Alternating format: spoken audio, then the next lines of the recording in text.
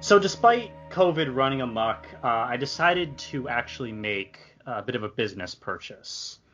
Now, I wanted to sort of upgrade my audio equipment because, I've been using this Blue Yeti Snowball microphone for some time, and, it's gotten good results. But I ordered this new microphone off this third-party website here, and I have the box to show it. It's kind of heavy, but let's see what's inside. It was weird, you'd think you could just get this shit from like Amazon or whatever. Mm-hmm. But, they promised good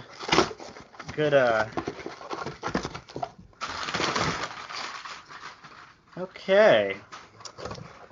Well, there's no box.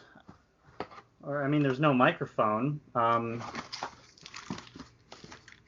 Well, that kind of sucks. I'm hoping for a microphone, and all I got was a kid. Well, we'll deal with that later. Anyway, welcome back to the Mars on Life podcast. I'm your host, Sebastian Shug. And with me as always. Oh, hi, doggy. This is Ryan. $13,000 on a microphone. $13,000. Oh, my. Well, once again, Ryan Mancini reporting in from hot northern LA County. Hot is right. I stepped outside today after getting back from work, and two things I noticed. One, we really are living in a bowl of soup. But two, before we quickly jump to our topic, we are reopening our store. I'm not going to say where I work, but you know where I work. And I'll just say it's a restaurant, and we have installed those glass panes that go in front of the registers. Now, I don't know how that's supposed to protect anything other than distance-wise, but the fact that it's not one of those floor-to-ceiling kind of things that you see at like convenience stores, I don't know how that's supposed to protect anything. But yeah, no, we're opening our doors, and I weep for humanity. Just make sure that you don't get any slacker friend to hang out and spit water on guests' faces. That would not be, even if they are reading the tabloids. Which that's the fun part of it, though. Which is a perfect teaser for our topic. So why don't you tell everyone what you just saw? That I've actually been kind of sitting on for the past, I want to say going on 24 episodes. There's a cricket on my curtain. Hold on a second. That's all right. My mom and I found a wolf spider in our house this morning, and I'm not going to finish that sentence. All I'm going to say is I don't like spiders. Get out of my fucking house. No, I didn't get it. Anyway, sorry. That was probably really loud. I'm sorry. We'll get to it. I've been sitting on this movie going about 24, 25 episodes, whatever number we're on at this point. It's my favorite movie of all time, and you just saw it. I have finally watched Clerks. Kevin Smith's own Clerks.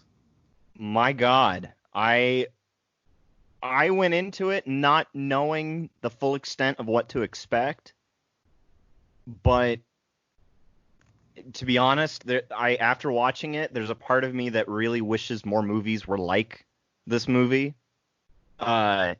It's so succinct, but it has just about every kind of like weird trope from movies that I love, like dissected from those movies and dropped into this one. And it was such a pleasant surprise. And I say this to somebody who I've been very on and off with Kevin Smith. Really? Yeah. You don't like some of his work, or you just haven't really been a fan of it? Well, I think it's kind of all of his movies can't be zingers, right? And I think people go into watching Clerks for the first time knowing who Kevin Smith is and the reputation that he's built. Oh yeah. And then expect every movie to follow suit. In comparison, as much as I kind of like Clerks 2 as its own thing, as like sort of a buddy comedy movie, which is what it is, as is the Hmm. first one, it's lacking taste, and Okay. I'm in no ways a film critic by any means, okay? But if you compare Clerks 1 and Clerks 2, there's no comparison. I Hmm. still like Clerks 2, though I would be sort of remiss if I admitted that I didn't really care for the new Jay and Silent Bob reboot that they had. Right. And that's just kind of where my opinions are polarized on the matter. I think a lot of people, much like it's weird to draw this comparison, but much like the Three Stooges movie that came out, like what was that, 5, 6 years ago? Oh God, yeah. Yeah, it was sort of like that, where it was like, okay, it's a return to form, but shittier. Let's just make it shittier, you I know? think they got Larry David for that, which kind of breaks my heart because I worship at the feet of Larry David. If people want to understand my kind of humor, um, yeah. Well, for me, like I think my first exposure to Kevin Smith was Dogma, Yeah. and I love it. I to this day I still love it. I don't watch it that often, regrettably, but if it's on TV, you bet your ass I'm gonna watch it. Right. And obviously the cast in that is so stellar. In fact, I feel like I'm one of the few people left on the planet who still know who Linda Fiorentino is, and I found out about her through a completely different movie that wasn't Dogma. Hmm. Um, and boy, oh boy, the fact that Kevin Smith uh, almost worked on a Superman movie with Tim Burton and Nicolas Cage and Christopher Walken. I mean, that's its Would it have own. saved the movie if he worked on it?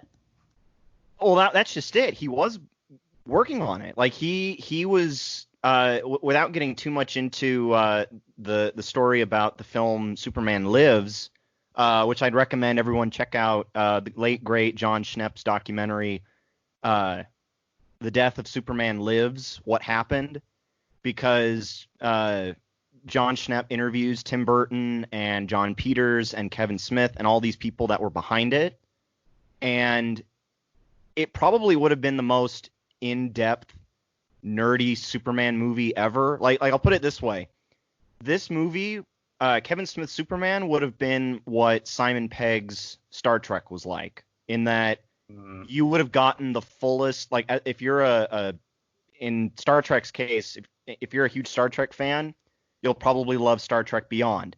That was the case. I okay. believe, and I say this not as I'm, you know me, I'm more of a Batman guy, but I still would have watched it. Not to mention, Michael Keaton was rumored to have a cameo as Batman in this movie. So, but it didn't film, so all we have are the concept art and all the behind the scenes pre-production that you can find on John Schnepp's great movie. Actually had a chance to see John Schnepp from a distance at a restaurant in Burbank, which was where I used to work, where he used to work, and where I used to work. But So on yeah. the topic of working with clerks, clerking as they call it, you know, you go into this movie expecting mundanity, okay? Yes. And for most of it, if you wouldn't have had Jeff Anderson, Brian O'Halloran, if you didn't have these characters, that's what you would have gotten. Hmm. You know, coming from someone who's worked customer service, I feel like I'm among the thousands upon thousands of people who have watched this movie and say, "Well, this is why it's funny." And I'd have no different opinion, because that is exactly why it's funny, because the people are fucking degenerate. Hmm. Okay? Deplorable. Deplorable, as a They're presidential deplorable. candidate once said. So, It was the only time she was ever right. and that's the thing. I just remember hearing about Clerks, from my own dad, and of course he wouldn't let me see it. I was too young. And when I Hmm. did finally see it for the first time, I didn't even get to enjoy it because it was on mute and I was doing my homework. And Oh, yeah, so I was so focused that I knew what Clerks was, because you see it and you think, okay, that's Clerks. It's black and white, and Hmm. no other film willingly in the 90s would have been that way. Fun fact, by the way, Clerks is just checking my notes. Clerks is 63 days older than me, Yep. which was kind of a trip because I feel like I don't get enough exposure to movies that came out the year I was born. I wholeheartedly agree with you on, you know, working behind a counter and having a cash register and answering questions like, how much is this? And there's a 99 cent sign right next to where the person picked up the item. Full disclosure, I've never worked in a 99-cent store. I'm just quoting the movie. Right. No, right. I mean, it's also the I don't want to say delusion of grandeur that our main heroes Dante and Randall aspire to be, because one of them at least aspires to be something greater, right? And for those of you who haven't seen Clerks, by the way, fucking see Clerks is my point. Yes. You learn that really none of that matters. Mm-hmm. And you further learn in the sequel, at least, that, and again, this isn't to spoil anything because it's a buddy comedy and everyone makes up in the end. So what do you expect then the two of them to have a fight and make up in the end? Right. But this movie, it's my favorite for a lot of reasons, and the number one reason is the expectation factor is low. Mm-hmm. In terms of how you need to live your life in order to be happy. And I think we can both attest to this from personal experience, that seeing a lot of people who would do anything to, sort of desperately rise above where they are, it's really not that far off in terms of happiness of where you need to look, because it's right there in front of you. But, people just have these ideas in their head that they need to be something greater. Mm-hmm. What's the point? I would argue this might be, now when I think about the 90s, I now think of probably the two greatest works of existentialism since Simone de Beauvoir and Jean-Paul Sartre, which is it's now Clerks and also Fight Club. I mean, yeah. These are like these two movies just. And I'm going to obviously emphasize on Clerks more because that's what we're talking about. Fight Club's a whole nother episode we could talk about one day, but because I finally watched that this year. Fun fact, I've never seen Fight Club. It's such a good watch, but it's also such a good watch when you're somebody like me who has delved into the melancholia of existentialism. Well, honestly, Fight Club is one of those movies that I was admittedly spoiled. Yeah. I was too. Yeah. Well, it's one of those things where it's like, to kind of set the stage real quick, I was watching one of my favorite comedians on YouTube, and he was doing a live stream, and I'm sure this definitely won't spoil it for you or anyone else who's seen it, but he was recalling the time he saw it with his mom, and wait, Clerks or Fight Club? Fight Club. Oh boy. And he leans over to his mom, and he's just like, this motherfucker's dead. He's dead the whole time. Like, he gets the twist. And again, this is me having no context of the movie whatsoever. I don't know who's dead or who's been dead the whole time. Okay? But there you go. I wouldn't have gotten that impression that he was dead the whole time. I just got the impression he had a split personality, and he basically turned into American Psycho, except very different kind of Psycho, But with this movie, I mean, there was something about it between, the music, even the cinematography. Like, there was something very, and I don't want to say it was very, I mean, yeah, it was very 90s, no doubt about it. It's just that it had this veneer that the first two movies that came to mind, which actually, no, the first three movies that came to mind that it reminded me of, in the same kind of ironic way. And mind you, one of these movies is actually from the 80s and another one's from the 2000s, but they're both classic comedies. It reminded me a little bit of Reservoir Dogs. It gave me shades of UHF with Weird Al Yankovic and Michael Richards. which is, if you haven't seen UHF, oh boy, you're in for a treat. And I even got a little oodle, if you will, of Napoleon Dynamite in there. Like, Oh yeah. it was like somebody took all those movies and Not as quirky, covered it in though. black and white and said, "Here's Clerks," which I would say not as quirky though. If you take out any of the dialogue or mannerisms, because of course, but uh, Napoleon Dynamite, again, we're talking about other fucking movies, but I last know. one, I swear. That was a quirky movie for the sake of being quirky, where everything just kind of works out in the end. Yeah. Wherein Clerks, it does to a more sardonic degree because Mhm. everyone realizes sort of the futility of it all. Everybody's a 30-something-year-old, 22-year-old, so Yeah. it's which No, yeah. threw me for a ringer. I was like, wait, Dante's 22? Dante's 22. And in Like, the sequel, they're 33. oh my Okay? goodness.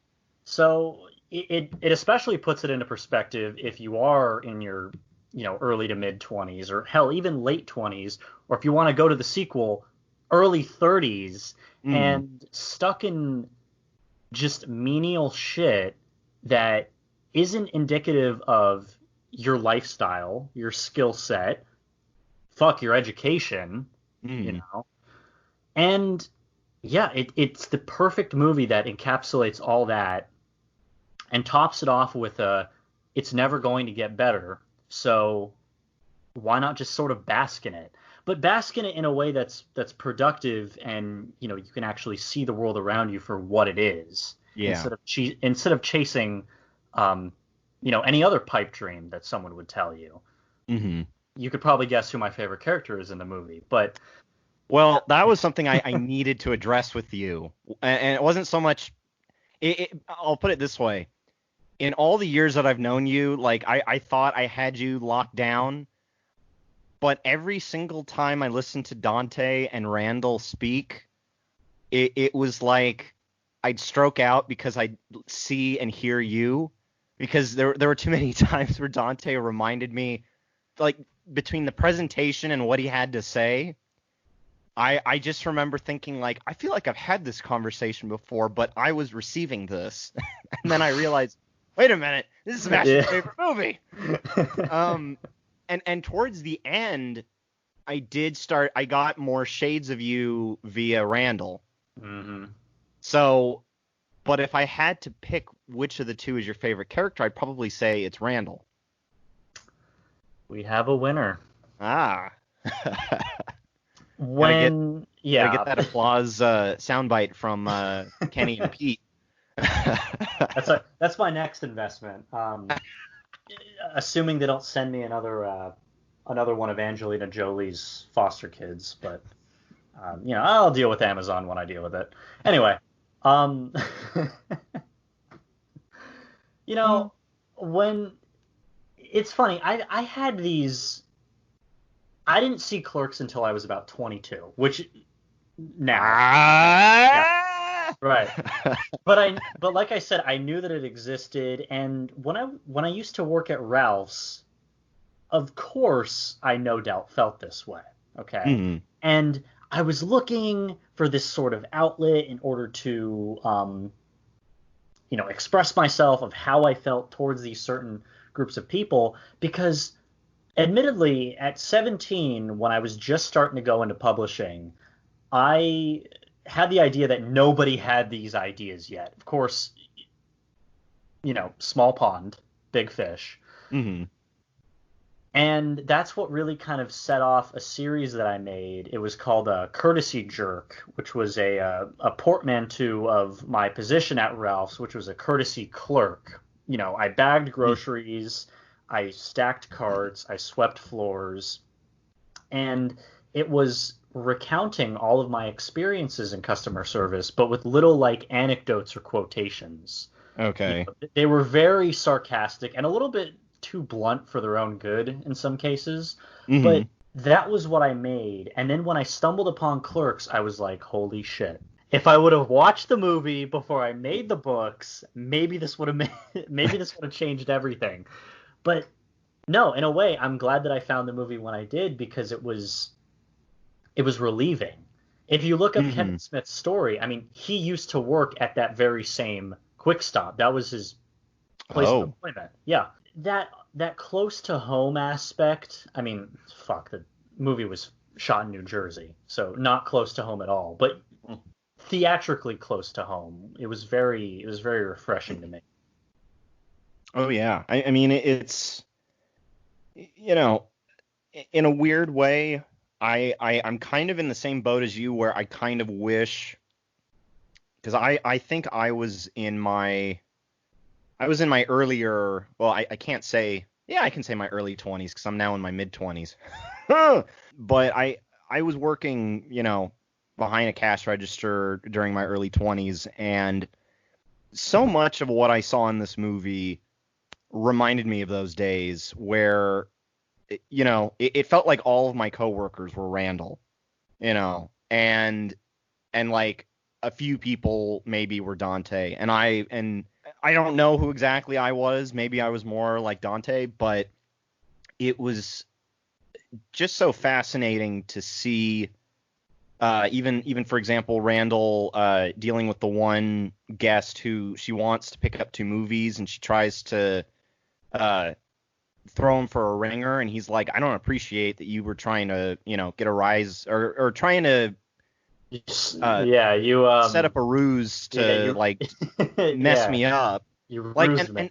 and that's just it. I wish, oh my goodness, all those years that I worked behind a cash register, I flippin' wish I could have told people that, Oh because yeah. I had too many times to count where that happened. And then turning around to my coworker, and they basically would just kind of give me the same, dopey look that Randall would say, and then they would add it with a smart ass remark, which was 9 times out of 10 accurate. Hmm. Um, but dude, even from the opening of the movie, with the doctor and all the cigarette smokers, like I remember it started and just kind of thinking, all right, well, it's gonna be a very low key kind of, dark comedy, visually and also comedy wise. And then the moment that the doctor is yelling at all the people that want to smoke cigarettes, and at one point, he calls Dante, Mr. Merchant of Death. That was the moment when I realized I knew I was in for a ride, because this shit would happen. Like, this is the kind of thing that you probably would see happen in a store, especially now, and it was something that as much as I was laughing, I still had that kind of mortifying feeling that Dante probably had, being behind, watching all these people kind of start forming a mob trying to out him as the, quote unquote merchant of death. But, and then after that, it just kept on going, and I was so pleasantly surprised. Now, when it comes to Jay and Silent Bob's inclusion in the movie, I must admit I'm a little bit mixed on their inclusion, Hmm. only because, and obviously this is the curse that I've, bestowed upon myself by seeing other stuff by Kevin Smith and hearing about Jay and Silent Bob through other avenues. And so to go back to the beginning, it's like when you go back and watch the original Godzilla from the 1950s, and he is not a big, cute, cuddly monster that you want to go on adventures with, kind of like Jay and Silent Bob. And I kind of got that impression with this movie. That being said, it didn't detract from everything else that was going on. Hmm. I mean, everything from Randall's, showing up to the store, and then, my goodness, and I know we've talked about this before, but my God, the whole scene about those independent contractors working on Yep. the second Death Star. I knew that would leave you a bubbly conversationalist as usual. I Oh knew my you would have goodness. something to say about that. Well, it's something that, you know, It's something that's just so ingrained in me, Sebastian. Like, you gotta understand, Star Wars. Have you seen Empire Strikes Back? Well, yeah, I have. It hit me in that way that both as a pro-Union guy and a Star Wars fan. Return of the Jedi. That's what they were talking about. Yeah, yeah. Building the second. Yeah, their conversation was about building the second Death Star. Yeah, but granted, I've heard this in regards to the first Death Star about, about Luke blowing up the first Death Star, and people saying Luke just killed a planet's worth of people by himself.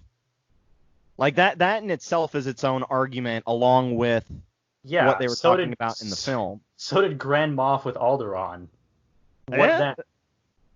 And I keeled over the moment that, and I want to say it was the independent contractor that talks to them, where or maybe Randall says it about left-wing militants with lasers. That's the kind of conversation that I've probably had with people numerous times. And obviously we've had it several times. So it's kind of like the idea that something from Clerks regarding Star Wars has permeated throughout the culture and is almost like its own sort of totem on the Star Wars timeline, if you will. Like the fact that I could probably pick up a Star Wars book. In fact, I think I have a Star Wars year-by-year book that probably mentions this scene in Clerks, unless something else was going on in 1994, which something was. But it was just too damn good. And then, so the whole thing with Dante and Veronica. Oh boy. I mean, oh my God. Yeah. You know what? Speaking as a man who has been in relationships, yeah. So the what's happened in the past is the discussion should not come back up. Okay, is the discussion whether or not you need to repress the feelings that you may have had for someone in the past with someone new in your life, or is it the fact that you were so in this rut that anything different or anything exciting is going to break you out of that, i.e. an old ex-girlfriend? Because, I'm watching this movie, and at the time of watching it, I could obviously see myself in these characters' shoes, okay? And it reignited some feelings from high school, I gotta be honest. I think Dante got a little bit farther than I did when it came to rekindling a flame with an ex-girlfriend.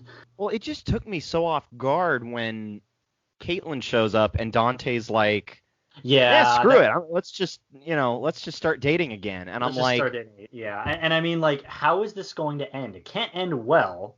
Okay. No. But in a way, with the whole speech that Veronica gives at the end before she leaves for good, it's very, it's very cutting, but it's very truthful, because it's a matter of settling for him. Okay. And he would rather not settle, but on his own terms. Because as you remember from the film, Veronica moved for him, stopped, I think, going to work. You can correct me on this if I'm wrong, but stopped doing all these things for him because he didn't want to continue in school, right? Yeah. And Caitlin walking back into his life was, sort of the easy, she's got her own life going on. I can kind of just latch back into this. Right. And it could be no strings attached. Like, why would I ever want to be with Veronica? Right. If if deep down, if I need to start going for it, Randall, then Caitlin is going for it. Veronica is settling. Of course, that's never brought up. Veronica knows this. That's why she wises up and leaves before telling him, after telling him. And it's like, what do you want me to say? That it's wrong to to sort of get the boot when you've been caught. Mm-hmm. And caught in a very unfortunate coincidence, because Randall was the one who told her, you know. Mm-hmm. Yeah, it was all fucky towards the end there. Because I think that was where, thinking back to the beginning of the film, where I just remember thinking to myself how, my God, if they could have just somehow avoided how that conversation ended in the beginning of the movie, this whole sequence would not be happening. You know, like, and I say all this because I don't know, there was just something about that element, and maybe this was.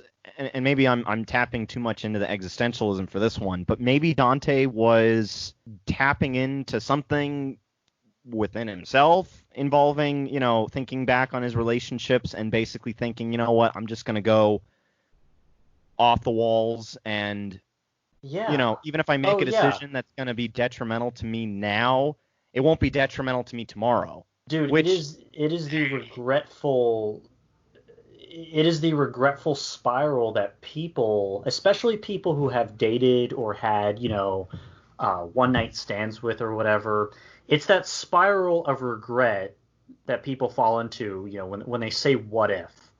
Because when Dante and Randall go to the funeral, he's still sorry about the girl. Yeah, no, but he is still sorry about this girl, you know. Mm-hmm. And of course, it's not shown. But fun fact, you can see that scene. It is a deleted scene. It's animated, which is fucking hilarious, by the way. You need to see Clerks, the animated series. Oh, God. It was only... No, dude, I gotta be honest. It was only on for 6 episodes, and then they pulled it. Oh, okay. Yeah. It's not that it was bad or anything. It's actually pretty funny. But this scene... What's up? Or I was going to say, who made it? Oh, God. Well, I know Kevin Smith oversaw it, and they got everyone from the original cast to voice in it. Right. Can't remember off the top of my head, but that scene is showcased. Mm-hmm. And to give you some context, he's still harping about this girl, and he's still saying, what if? Mm-hmm. And, you know, speaking from sort of personal experience of, like, not so much wishing I was back to where I was with previous relationships because they ended for a reason and I'm better off now. Mm-hmm. You know, you do kind of ask yourself, once you get out of a relationship, what could you have done to make it not end the way that it did? Yeah. Because you're not focused on the bad times, obviously. You're focused on the more sentimental times. And had Dante would have, you know, used any activity above the brainstem and fucking wised up and said, oh, well, you know, Caitlin kind of cheated on me. She was kind of an ass, and she did this, that, and the other thing. Maybe I shouldn't be with her. But no, you know, your brain is going to focus on those sentimental things as, you know, justified and validated, and there's nothing else, and yeah, I'm going to leave my current girlfriend for her. It's like, But it's also Marilyn Gigliotti, and she was beautiful. So it's kind of like, come on, man. Like, yeah, that you're going down a path. To quote a certain senator from Naboo, you're going down a path I can't follow. And which is very brief minor digression. I love how Dante says Han and Han Solo the same way Lando does. He calls him Han. Yeah. Like, you know, hands and carbonite. I just remember sitting there and doing my Billy D. Williams chuckle, like, you know, you said hand just like I do. But to hey, sort of wrap City, you need a district attorney. I'm just the man for the job. to sort of wrap up my point, it's relatable in the sense that it does happen, and the feelings do sort of cloud your judgment. Yeah, and to have that showcased, you know, portrayed in a movie, it's, I don't know, I think that's what made me connect myself to the film a lot more, because I know that this is how people legitimately act and maybe fiend for sort of a lost passion. Like, it sounds stupid, but Mhm. If you've ever been in a relationship that went moderate to highly well, then once it's over, you kind of wish it wasn't over to some degree. Yeah. You know? Yeah, I mean, unless you think of a reason where, you know, you start realizing, well, in hindsight, there was a moment that came later on that was the perfect impetus for it to be over. But Yeah, like Caitlyn cheating on Dante. right, and it's kind of Exactly. like, and I think that's where, you know, if I had to think about kind of not only my own past relationships, but even just people I know in relationships in general, you know, to see Dante make that decision, even though he's unhappy with Veronica for what she's done. What she's done is before they dated. Yeah. Like, move on, man. I mean, you know, I wasn't Oh, that way in yeah. my last relationship. I was like, well, I'm next. You know, so The it's the pinning the blame on certain aspects previously is, I think, the most pettiest bullshit you could ever do. But not gonna lie, it has been sort of spun the other way personally, where it was like, really? You've been with like that many people?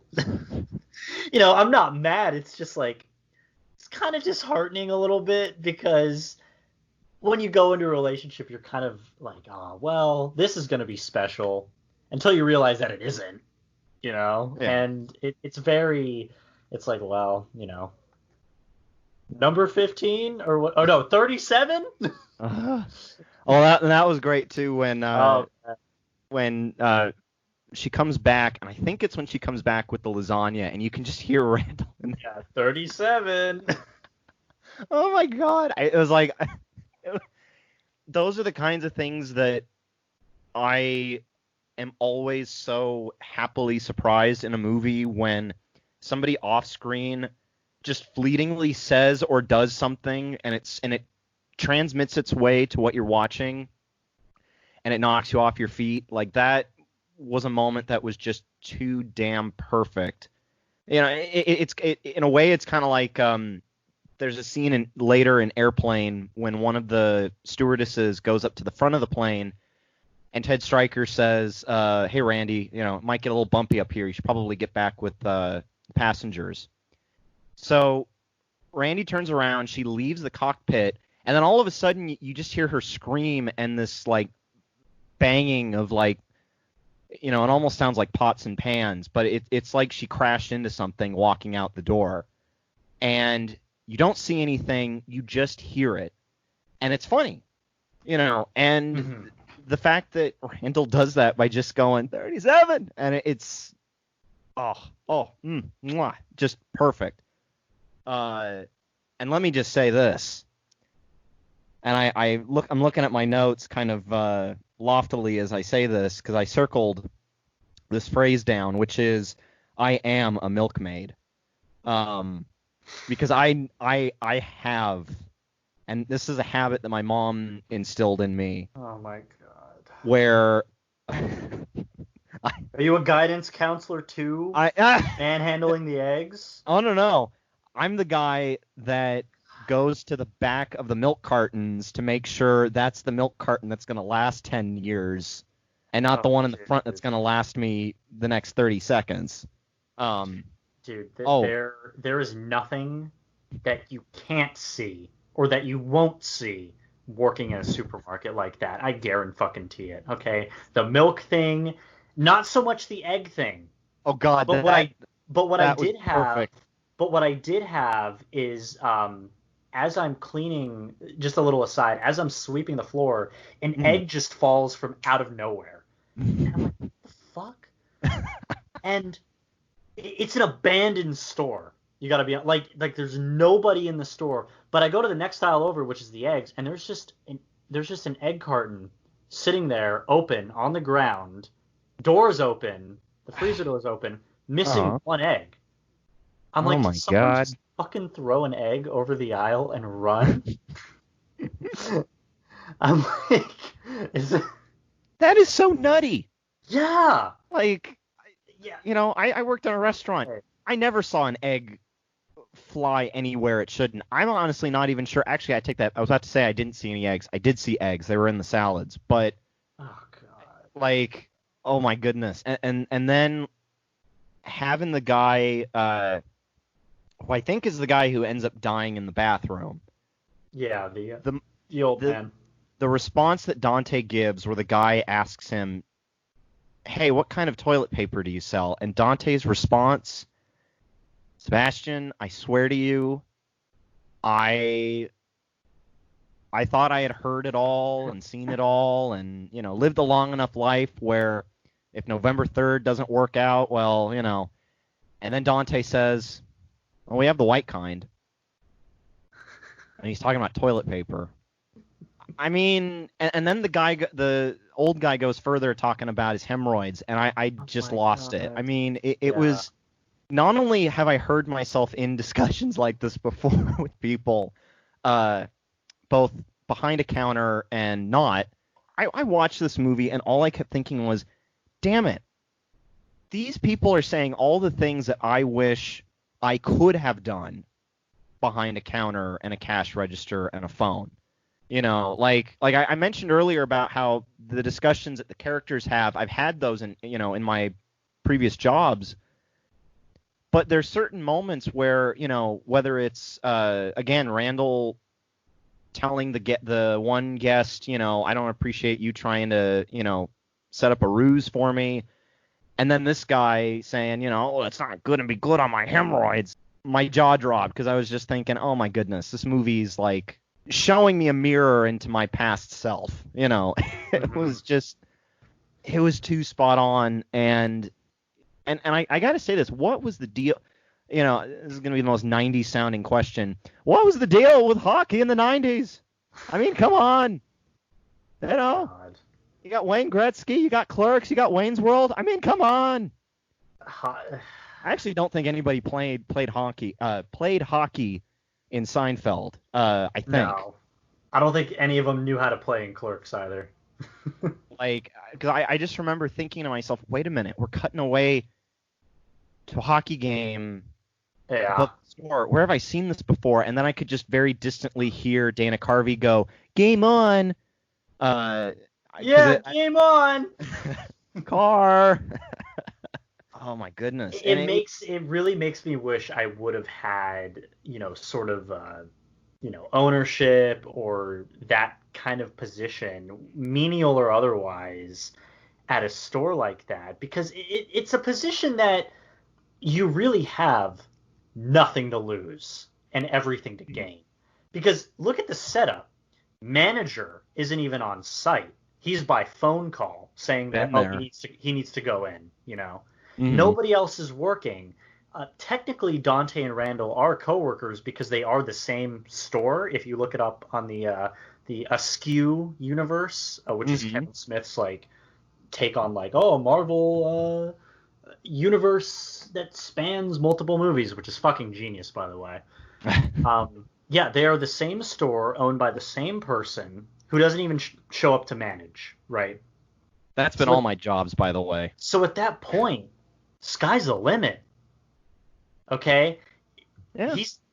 he did a pretty good job. I mean, granted, he was ignoring his customers while he was on the roof, Yeah. and they all wanted cigarettes. But I digress. It's Yeah. just the kind of environment where you're like, man, wouldn't that be fun? But apparently to Dante, no, because he's working for slave wages, shitty hours, and just an all-around downer. And it was truly reflective of how I used to feel because it's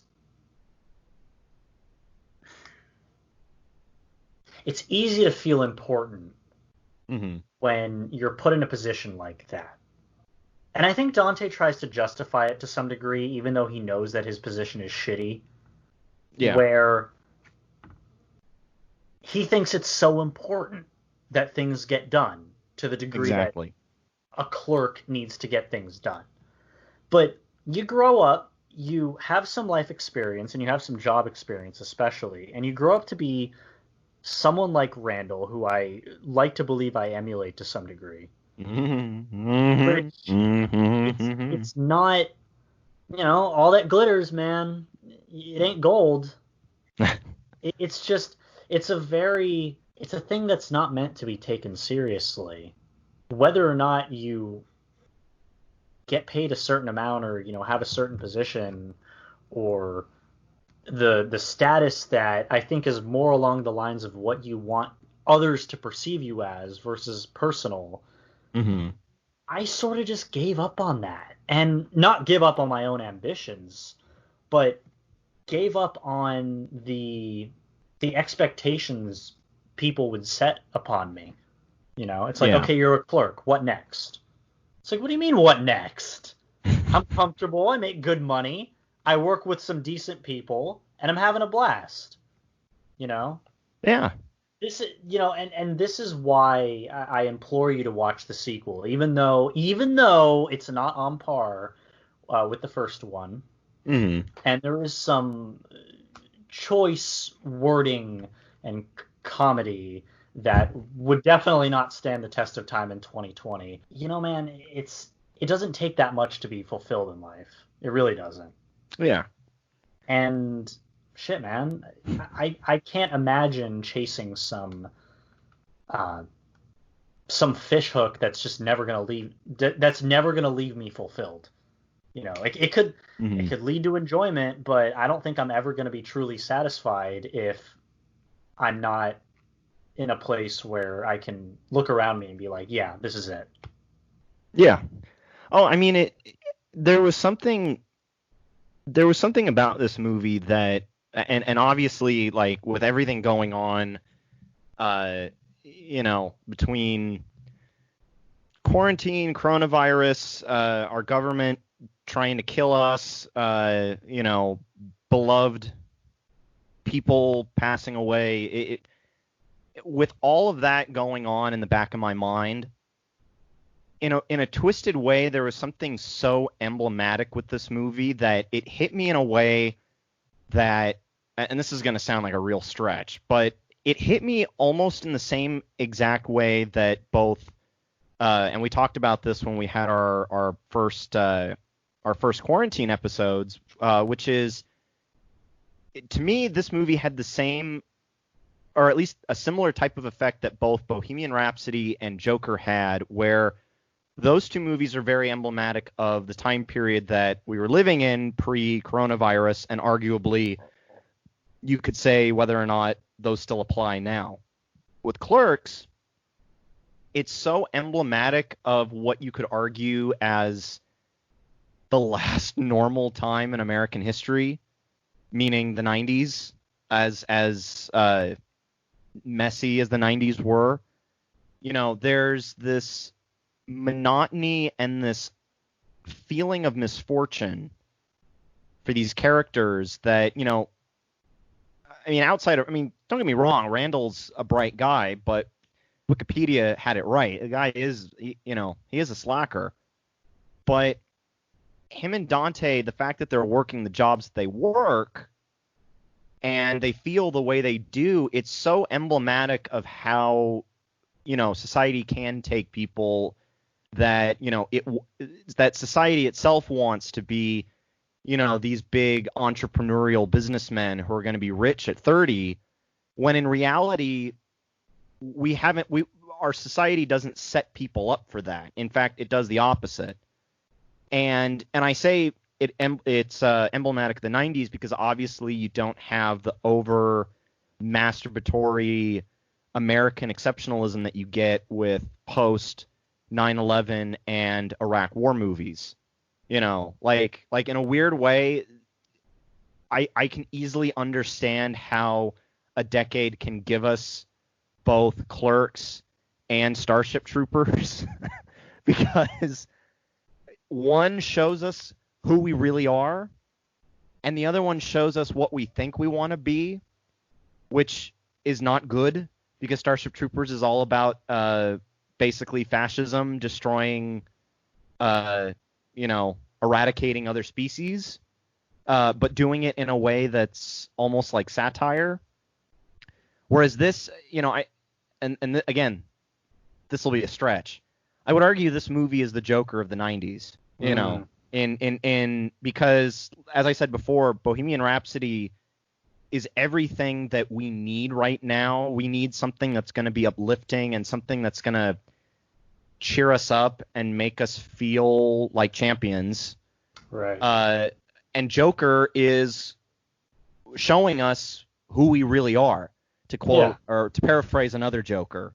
Well, Clerks doesn't cheer you up. It tears you down to basic humility and humanity. Correct. And then it leaves you to piece together what to do next, right? And I'd honestly go so far as to say, does Joker have a happy ending as well? No, not in the slightest. Neither does Bohemian Rhapsody. Okay.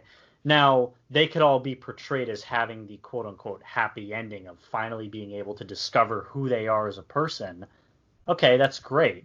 Where does that leave the audience? Okay. Mm-hmm. And in in Clerks' case,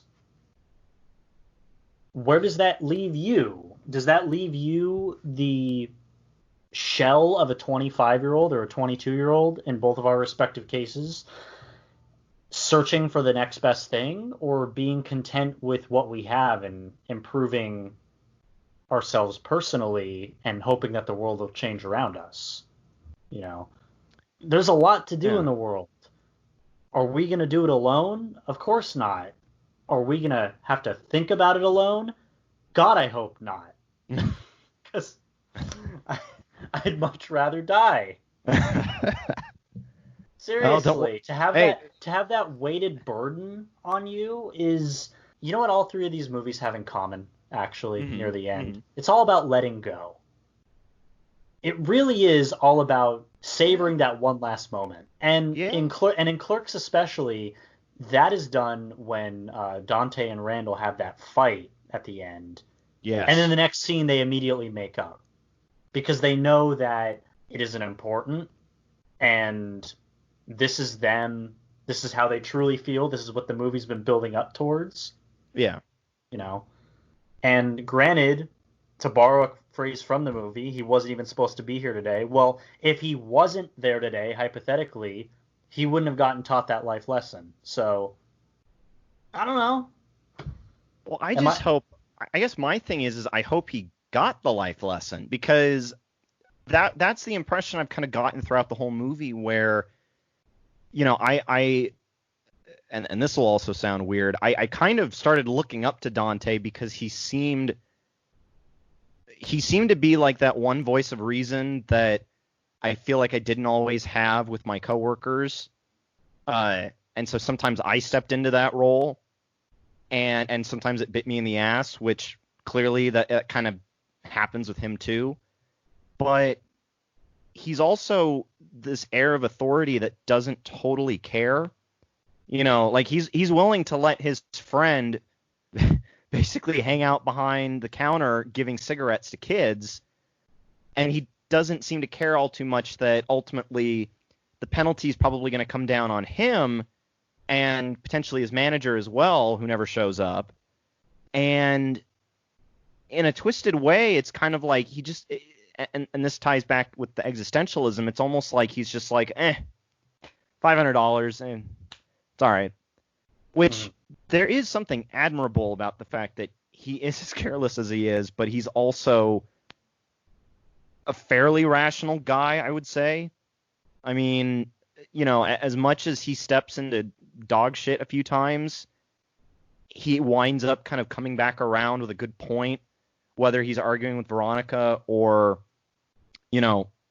just his dealings with everybody. I mean, when the old guy is being carried out and they got the coroner there, you hear everything he has to say, and you're thinking, well, this guy, yeah, he's probably culpable, but at the same time, like, he's a victim of circumstance in a weird way.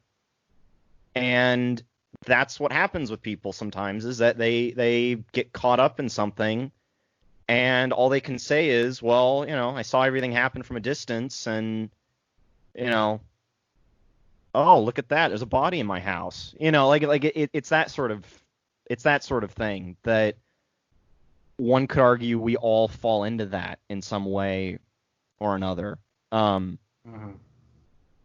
But yeah, I mean, it was just, and I think my trepidation from watching Clerks years ago was, and mind you, my thoughts on movies and what constitutes as a good movie and this, that, and the other have changed so much that when I was first ever exposed to Clerks, and I have no idea how old I was, but it was long enough ago where the first time I ever saw footage from the movie, it had the opposite effect that I had today wanting to see it. It was kind of like the low budget quality, the black and white, the fact that it was in the 90s and it wasn't, backed by a major studio, all of that for me was a turnoff.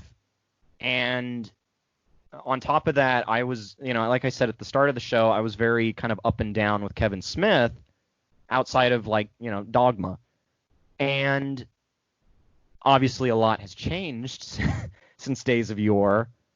But at the same time, it was so well worth it to go through it. And then on top of all that, realize that there was enough to the movie that felt not only relatable, but also it was great quality. I mean, that's why I mentioned Reservoir Dogs. There was something very early 90s Tarantino about it, which, we've said this before. We love Reservoir Dogs.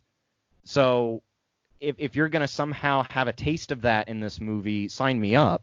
Then once you actually get down to breaking down the dialogue and hearing what everybody says, it goes back to what we've been saying this whole time. It's relatable. We've been there.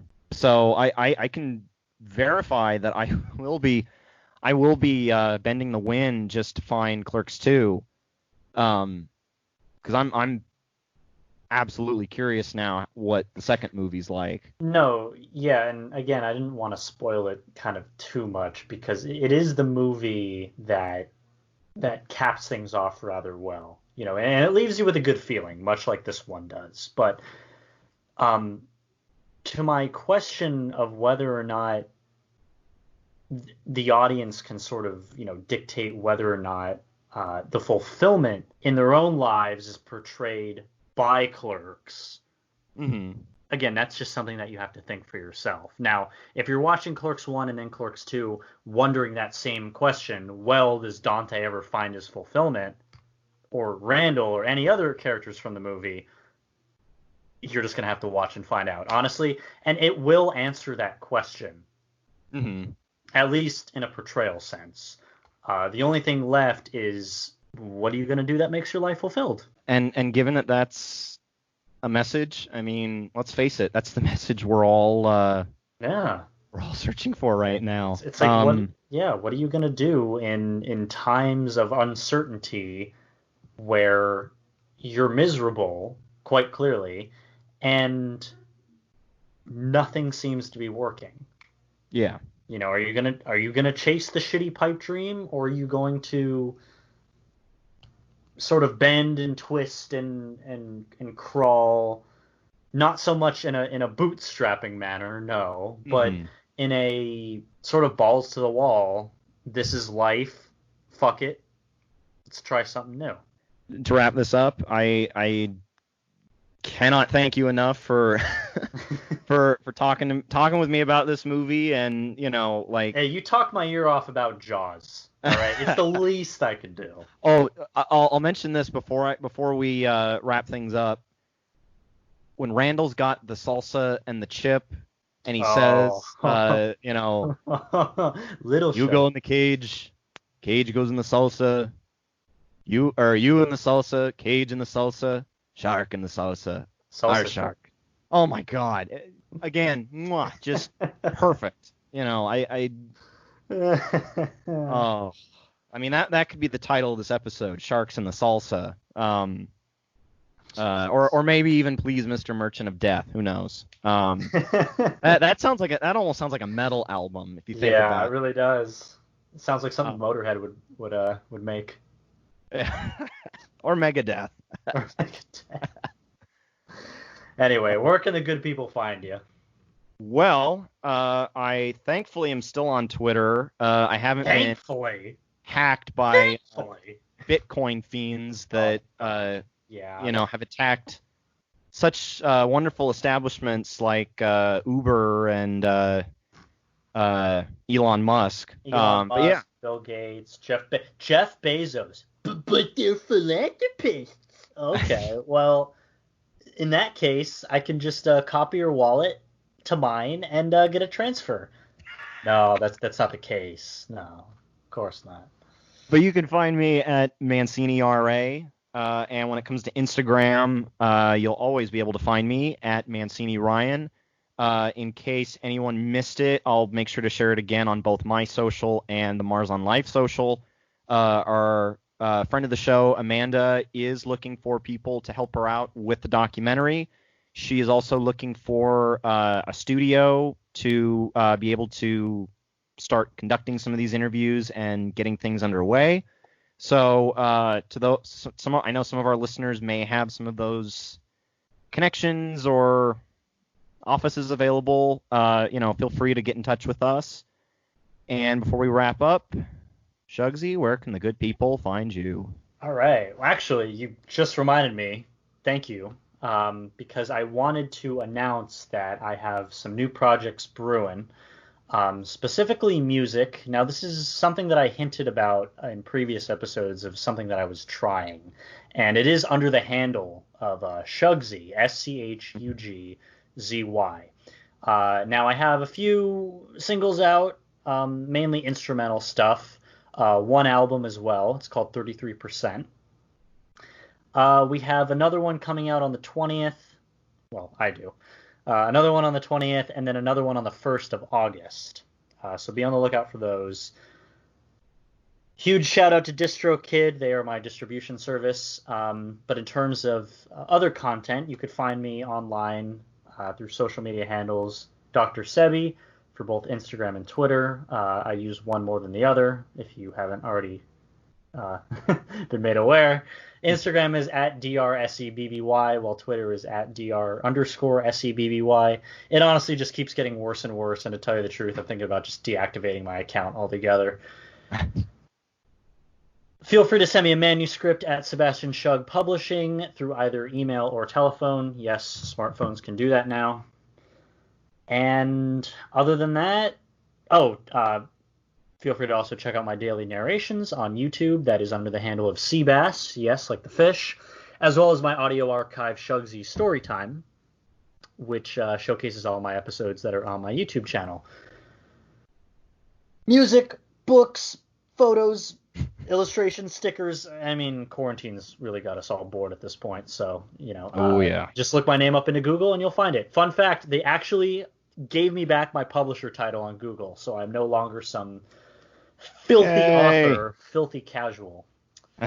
So that's fun. But anyway, see you guys soon. Watch Clerks. You've been listening to Mars on Life. Please make sure that you find us over on social media at Mars on Life Show on both Twitter and on Instagram. And on top of that, you can find this show on Anchor, Spotify, and Apple Podcasts. Our artwork is done by Zachary Erberich, and our intro music is Space Explorers by Kevin MacLeod. I've been Ryan Mancini. My co-host, as always, is Sebastian Shug. And just remember, if you keep on going, you'll make it to Mars.